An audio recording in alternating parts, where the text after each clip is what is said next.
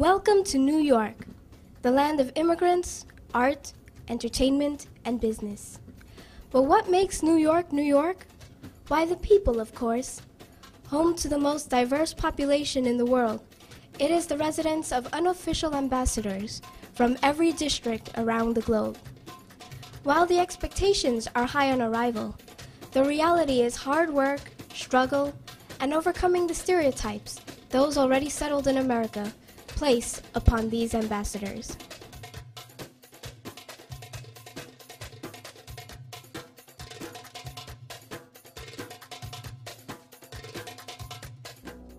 In this first portrait, the American Indian is depicted as a proud warrior in all his glory. And the artist, an Asian Indian, is depicted as more of an idealized symbol of war. The detail and craftsmanship of the dress is incredibly advanced. The artist's dress is also elaborate and skillfully made, despite the cultural and chronological divide. The title of this photograph seems to indicate that the man is a member of the savage royalty, while the artist is a civilized person who is pretending to be wild and defiant. While the poses are the same, and the westernized clothing seems to be the same, the 200-year difference could be a mere decade ago.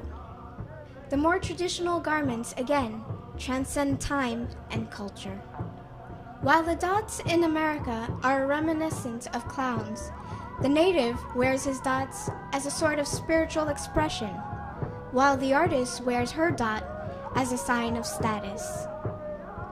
The fair maiden is dressed in white, usually representing purity or naivete, while the modern photo, the maiden is dressed in a dark color, maybe not so pure. The stereotype that defines Native American Indians and Asian Indians is clear. The native has a feather, while the artist has the typical Indian dot on the forehead. Each woman seems to represent their own socio-political positions within their respective societies. The Native American woman represents a matriarchal society, where women are the dominant decision makers. The Asian Indian woman represents a patriarchal society, where women are subjected to the decisions made by men.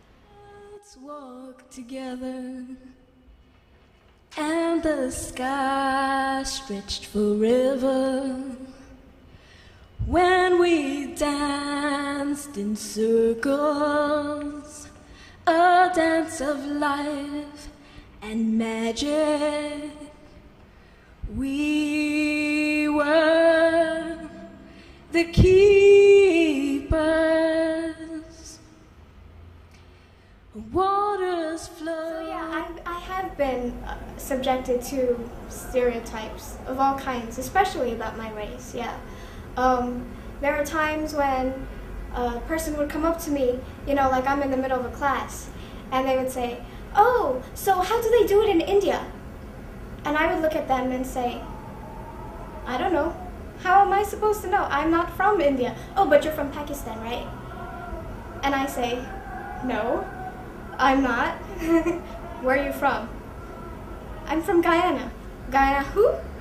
Is that in Africa? Do I look African?" No. And then I have to go through the whole thing and explain I am from a country in South America, and yes, I am descended from Asian Indians, but that descendant is so far removed, I can't even say that I'm Indian. While we have a lot of things similar in our culture, we really have a very distinct and unique culture from the Indian culture. And I was actually born in New York, so I can't even say that I'm, fully 100% Guyanese, because I was raised here, and this is what I know. Even when one is a warrior, a primitive, a savage, a maiden, has dots or feathers, or even covers her head, the piece reveals a different aspect of the human condition, that of humor. These almost caricatures make light of both culture and time, showing both to be irrelevant when one realizes We are all just human.